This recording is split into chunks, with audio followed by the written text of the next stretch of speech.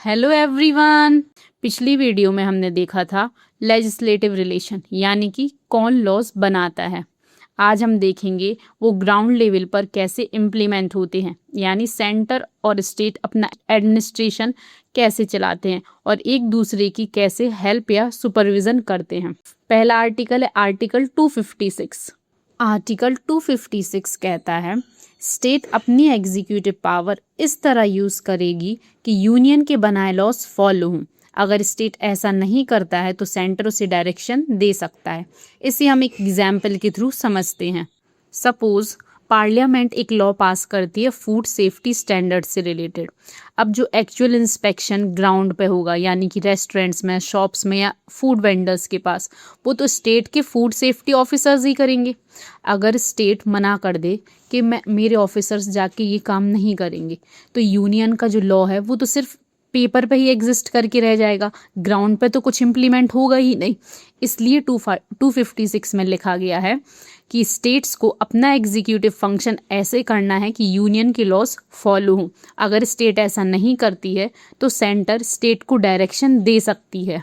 तो अब समझते हैं आर्टिकल 257। आर्टिकल 257 कहता है स्टेट का एग्जीक्यूटिव पावर सेंटर के एग्जीक्यूटिव पावर में रुकावट नहीं बनना चाहिए और सेंटर स्टेट्स को स्पेसिफिक मैटर पर डायरेक्शन दे सकती है, जैसे कि रेलवेज की सुरक्षा या फिर कम्युनिकेशन लाइंस का कंस्ट्रक्शन और मेंटेनेंस के लिए। अब एग्जाम्पल समझिए, जैसे कि नेशनल हाईवे है या फिर रेलवेज है, ये सारे यूनियन के सब्जेक्ट्स हैं और उनका इंफ्रास्ट्रक्चर स्टेट्स के अंदर से ही गुजरता है।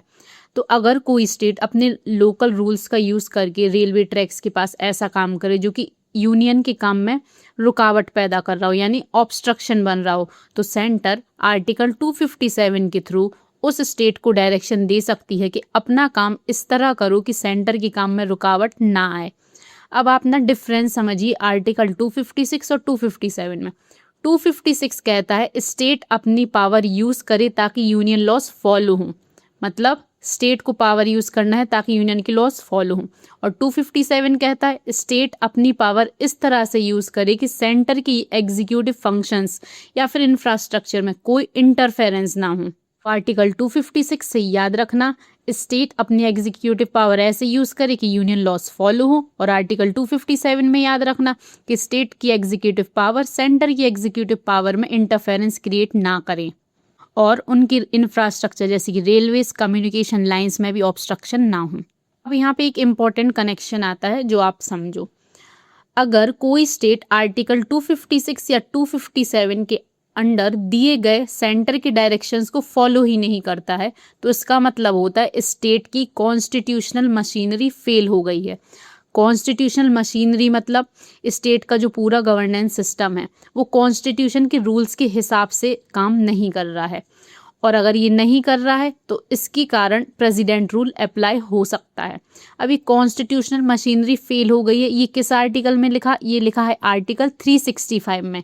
याद रखना ये आर्टिकल 365 में लिखा है कॉन्स्टिट्यूशनल मशीनरी फेलियर वाला, और प्रेसिडेंट रूल लगता है आर्टिकल 356 से। अब आते हैं आर्टिकल 258 पर, जो है डेलीगेशन ऑफ फंक्शंस। अब डेलीगेशन का मतलब है अपना काम या पावर किसी दूसरे को सौंपना, लेकिन असली रिस्पॉन्सिबिलिटी अपने पास ही रहती है, सिर्फ एग्जीक्यूशन किसी और से करवाया जाता है। सो आर्टिकल 258 कहता है सेंटर अपने कुछ एग्जीक्यूटिव फंक्शंस स्टेट को दे सकती है, लेकिन स्टेट की कंसेंट के साथ। कंसेंट मतलब स्टेट की हामी के साथ। और आर्टिकल 258A, यहाँ पे ए का मतलब है ये अमेंडमेंट से ऐड किया गया है, ओरिजिनल कॉन्स्टिट्यूशन में नहीं था। तो आर्टिकल 258A के अंडर स्टेट्स भी अपने कुछ फंक्शंस सेंटर को दे सकते हैं। अब आप एग्जाम्पल समझिए 258 का।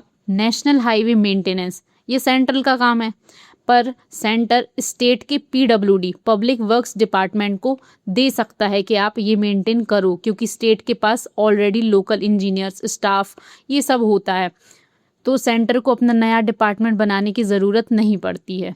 तो आर्टिकल 258 हो गया डेलीगेशन ऑफ फंक्शंस का। सो आर्टिकल 261 है फुल फेथ एंड क्रेडिट। इसका मतलब है एक स्टेट के पब्लिक एक्ट्स, रिकॉर्ड्स या फिर कोर्ट्स की जुडिशियल प्रोसीडिंग्स पूरे इंडिया में मानी जाएंगी। एग्जाम्पल, अगर केरला की कोर्ट ने कोई जजमेंट दिया है तो वो जजमेंट पंजाब में भी वैलिड होगा। ऐसा इसलिए है ताकि देश में एक लीगल कंटिन्यूटी चलती रहे। तो आर्टिकल 261 से बस इतना याद रखना है कि एक स्टेट की जो भी जुडिशियल प्रोसीडिंग्स हैं या पब्लिक एक्ट्स हैं या रिकॉर्ड्स हैं वो पूरे इंडिया में माने जाएंगे। आर्टिकल 262 डील करता है inter state river water dispute से।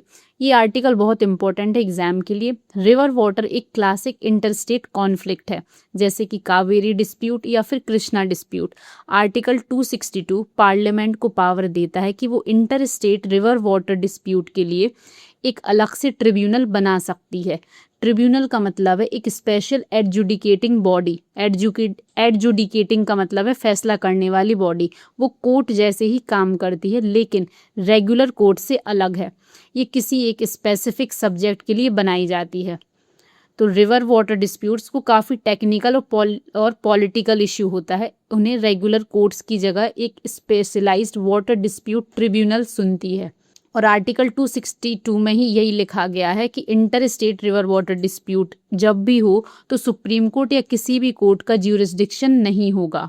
तो आर्टिकल 262 से बस इतना याद रखना, इंटर स्टेट वाटर डिस्प्यूट में अलग से स्पेशलाइज्ड ट्रिब्यूनल्स बनाए जाते हैं। इनका ज्यूरिसडिक्शन रेगुलर कोर्ट या सुप्रीम कोर्ट के पास नहीं होता है। अब आता है लास्ट आर्टिकल 263। ये डील करता है इंटर स्टेट काउंसिल से। ये एक पॉलिटिकल या फिर कंसल्टेटिव मैकेनिज्म है। कंसल्टेटिव मतलब बातचीत करने के लिए। तो इसे इंटर स्टेट काउंसिल को कौन स्टैब्लिश करता है? प्रेसिडेंट स्टैब्लिश कर सकते हैं। किस लिए होता है? जैसे कि सेंटर और स्टेट के कोई कॉमन इंटरेस्ट हैं, कोई कॉमन सब्जेक्ट्स है जिस पर डिस्कशन होना हो, सेंटर और स्टेट या फिर स्टेट के बीच कोऑर्डिनेशन नहीं हो पा रहा हो। अब जैसे कोऑर्डिनेशन नहीं हो पा रहा हो, हम क्या डायरेक्ट कोर्ट्स में जाएंगे? क्या नहीं जाएंगे। ये बातचीत से मसला हल हो सकता है, इसलिए इंटर स्टेट काउंसिल यूज़ किया जाता है।